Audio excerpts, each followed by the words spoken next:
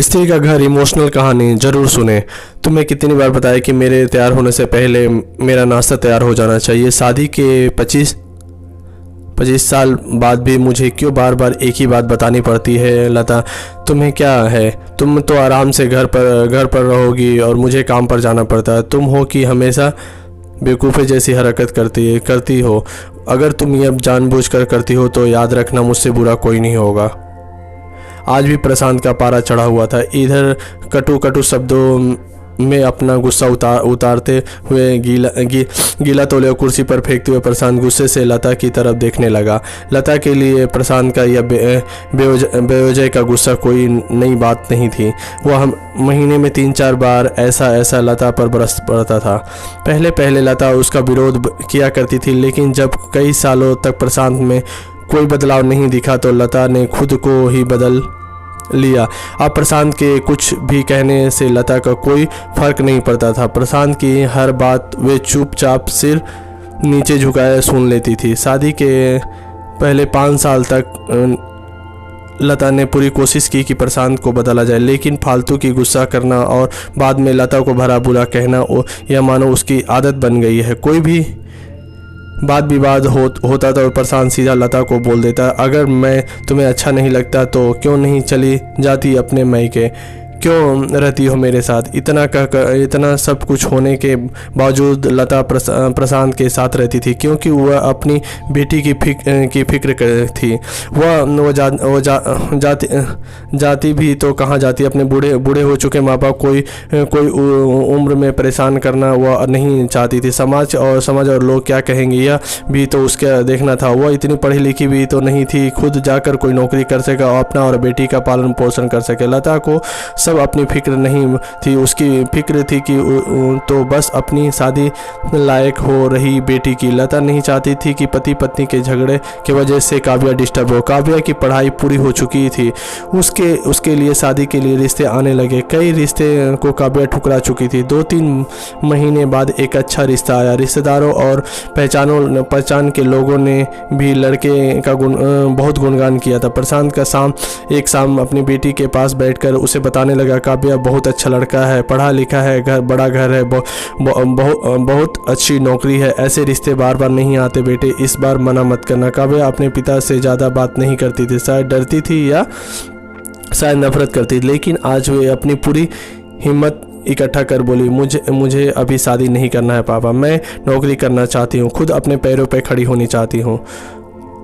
तो हाँ, तो उसने में क्या बड़ी बात है, मैंने लड़के से बात की है, वह तुम्हें किसी बात के लिए नहीं रोकेगा। तुम शादी के बाद भी नौकरी कर सकती हो और वह तुम्हें नौकरी के लिए परमिशन दे देगा। प्रशांत बोला, मेरी नौकरी करना या ना करना उसकी परमिशन पर क्यों डिपेंड करेगा पापा? काव्या ने पूछा। मैं कह रहा हूँ ना, तुम्हें किसी भी चीज़ की कमी नहीं होगी। वहाँ ऐसा रिश्ता बार बार नहीं आते, इसे ठुकराना मत, बहुत खुश रहोगी तुम वहाँ। प्रशांत बोला, पापा क्यों, मैं उतनी ही खुश रहूँगी जितनी मम्मी इस घर में खुश है। काव्या के तंज कसते हुए कहा,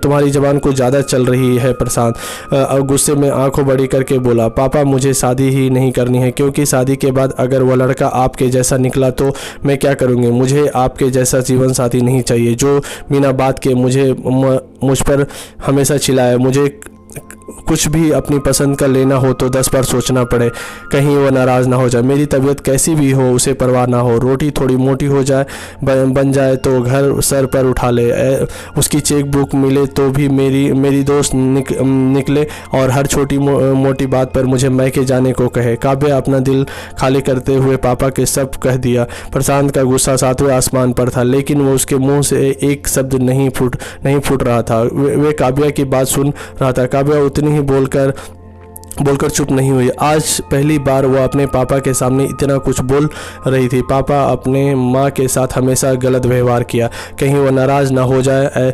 मेरी तबीयत कैसी भी हो उसने परवाह ना हो रहा और रोटी थोड़ी मोटी बन जाए तो घर सर पर उठा लिया, और उसकी चेक बुक मिले तो भी मेरी ही दोस्त निकले और छोटी मोटी बात पर मुझे मैके जाने के लिए कहे। काव्या अपना दिल के खाली करते हुए पापा को सब कह दिया। प्रशांत का गुस्सा सातवें आसमान पर था, लेकिन उसके मुंह से एक शब्द नहीं फूट रहा था। वे काव्या की बात सुन रहा था। काव्या उतना ही बोलकर चुप नहीं हुई। आज पहली बार वह अपने पापा के सामने इतना कुछ बोल रही थी। पापा, अपने माँ के साथ हमेशा गलत व्यवहार किया। आपने ऑफिस का गुस्सा बिना सोचे समझे माँ पर उतार दिया। कभी इस बात की परवाह भी नहीं करते थे कि उन्हें कैसा लगता होगा। आपकी बातें सुनकर माँ ने अपना स्वाभिमान खो दिया। प्रशांत आज पहली बार अपने बर्ताव को महसूस कर पा रहा था। वह इतना बोला, तुम्हारा मन है जो वे करो, मैं तुम्हें इतना बुरा हूं ना? काव्या प्रशांत का हाथ पकड़ते बोली, पापा मुझे सिर्फ एक सवाल का जवाब दे दो।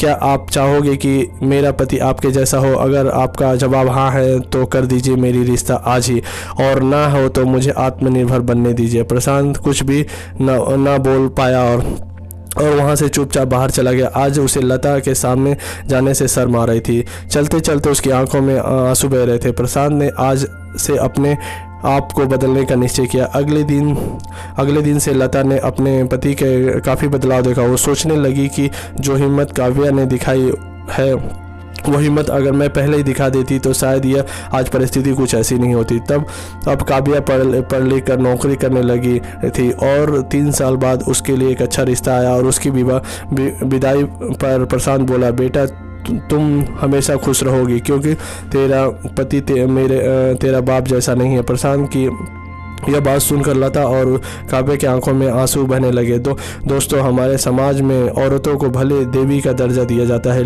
लेकिन वह स्वतंत्रता नहीं दी जाती है उन्हें जो देनी चाहिए। उन्हें बचपन से भी बताया जाता है कि वह पराया धन है। स्कूल में आने से देर हो जाए तो पिटाई मिलती है। मोबाइल पर बात करते हुए दिखे जाए तो, या खिड़की से झांकते हुए दिख जाए तो उसे तो शक किया जाता है। माँ बाप घर तुम्हारा नहीं है, पति का घर तुम्हारा घर है। जीवन भर यह बात बता कर उसे ससुराल भेज दिया जाता है, और एक दिन किसी छोटे मोटे झगड़े ससुराल वाले से उन्हें सुनना पड़ता है कि इस घर को छोड़ दो और मैके चली जाओ। और अब आप ही बताओ कि दोस्तों, ऐसी स्त्री का सच्चा घर कौन सा है? आखिर वह किस घर को अपना कहे? अच्छी कहानी सुनने के लिए